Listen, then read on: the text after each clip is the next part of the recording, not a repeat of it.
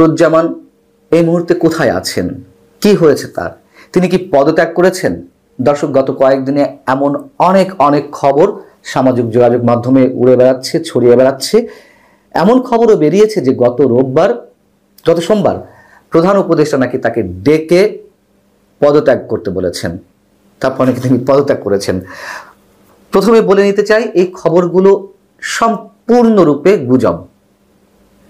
কিন্তু কেন এই গুজবগুলো ছড়াচ্ছে এবং এগুলো এত শক্ত ভিত্তি পাওয়ার কারণও বা কি রয়েছে? অনেকেরই ধারণা যে সেনাপ্রধান জেনারেল ওয়াকরুজ্জামানের কারণে রাষ্ট্রপতি মোহাম্মদ শাহাবুদ্দিন চুপ্পুকে অপসারণ করানো সম্ভব হয়নি। তাকে সরানো সম্ভব হয়নি আরও একটি কারণে, বিএনপির প্রবল আপত্তি ছিল, সাংবিধানিক সংকট দেখা দেবে। আরও একটি যে কারণ, যে নির্বাচন ইস্যুতে প্রধান উপদেষ্টার সঙ্গে সেনাপ্রধানের নাকি এক ধরনের দূরত্ব তৈরি হয়েছে। এগুলো সত্য মিথ্যা নিয়ে নানান ধরনের বক্তব্য থাকতে পারে। তবে কথা হচ্ছে যে এই গুজবগুলো কেন ছড়াচ্ছে? গুজবগুলো এই কারণে ছড়াচ্ছে, যারা সেনাপ্রধানের বিপক্ষে এই মুহূর্তে রয়েছেন তারা নিজেদেরকে শক্তিশালী প্রমাণ করতে চায় এবং সামাজিক যোগাযোগ মাধ্যমে দু একজন ইনফ্লুয়েন্সার আছেন, তারা সেনাপ্রধানের বিরুদ্ধে বিষোদ্গার করছেন এবং তাকে নানান ধরনের হুমকি দেওয়ার চেষ্টা করছেন। চেষ্টা কি, সরাসরি হুমকি দিচ্ছেন। সেই জায়গা থেকে সাধারণ মানুষের অনেকের মধ্যেও এই ধারণা জন্মেছে যে সেনাপ্রধানকে যে কোনো সময় সরিয়ে দেওয়া হতে পারে। এবং এই গুজবগুলো কবে থেকে বেশি ছড়াচ্ছে? গত 25শে ফেব্রুয়ারি রাজধানীর রাওয়া ক্লাবে একটি অনুষ্ঠানে সেনাপ্রধান যে বক্তব্যগুলো দিয়েছেন, অনেকগুলো বিষয় মন্তব্য করেছেন।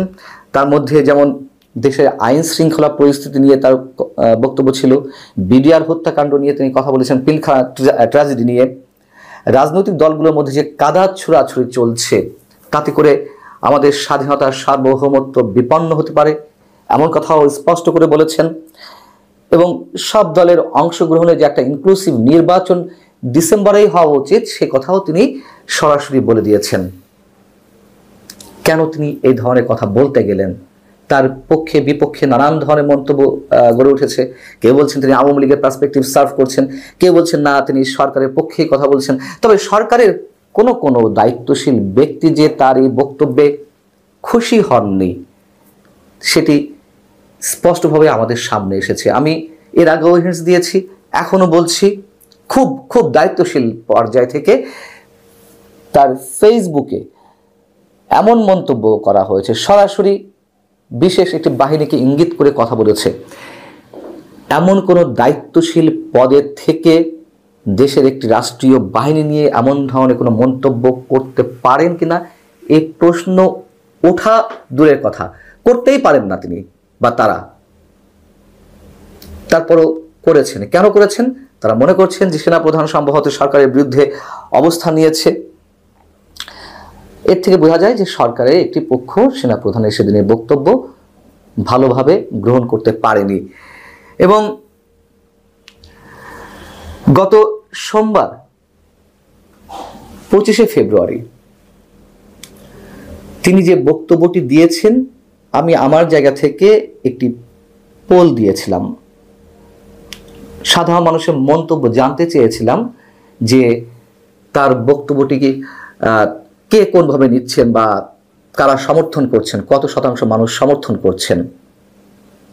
এবং সেনাপ্রধানের সেদিনের যে বডি ল্যাঙ্গুয়েজ, তিনি যে কনফিডেন্টলি কথা বলেছেন দেশের স্বার্থে, রাষ্ট্রের স্বার্থে, যেহেতু আইন শৃঙ্খলা পরিস্থিতি কি সব জায়গায় একটা গুমট পরিস্থিতি, সেই জায়গা থেকে সেনাপ্রধানের এই বক্তব্যগুলো অনেক বেশি প্রয়োজন ছিল এবং একটা ক্লিয়ার মেসেজ মানুষ পেয়ে গেছে, সেটি যার পক্ষেই যাক আর যার বিপক্ষেই যাক।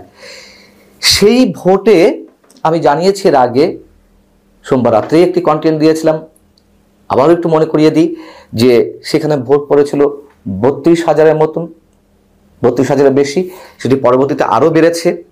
এবং ওই পর্যন্ত যে সময় আমি কন্টেন্টটি করেছিলাম সেই সময় পর্যন্ত 32,000 ভোটের মধ্যে সেনাপ্রধানের বক্তব্যকে বা সেনাপ্রধানের ভূমিকাকে সমর্থন করেছেন 83% মানুষ, আর তার বিপক্ষে কথা বলেছেন বা বিপক্ষে ভোট দিয়েছেন মাত্র 14%।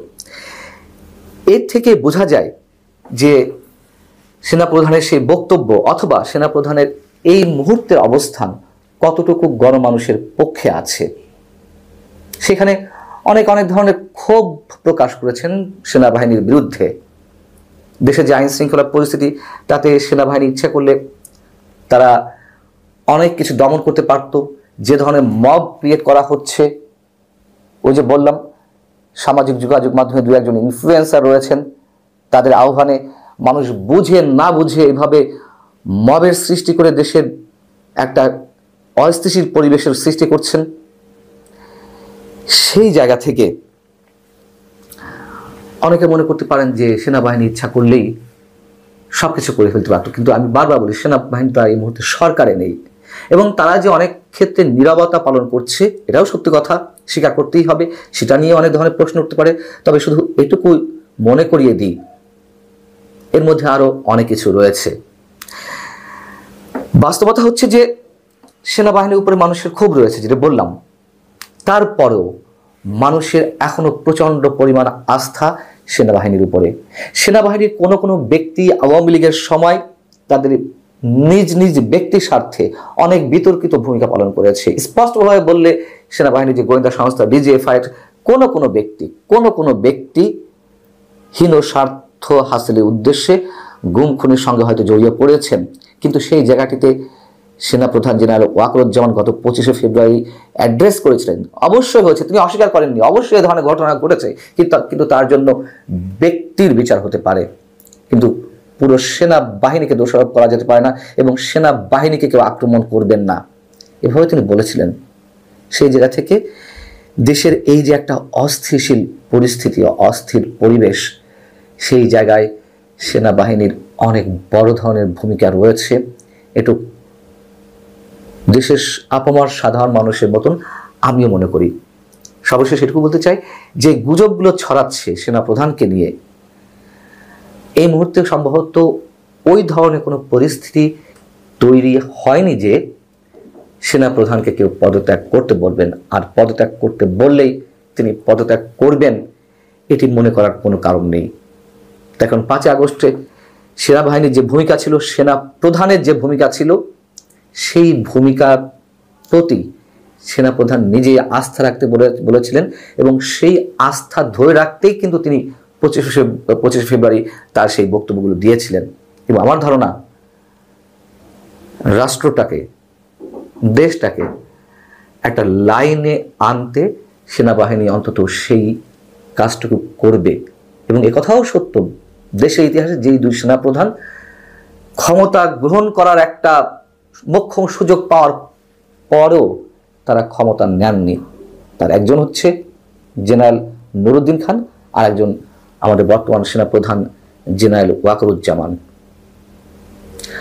আল্লাহ হাফিজ, ভালো থাকুন।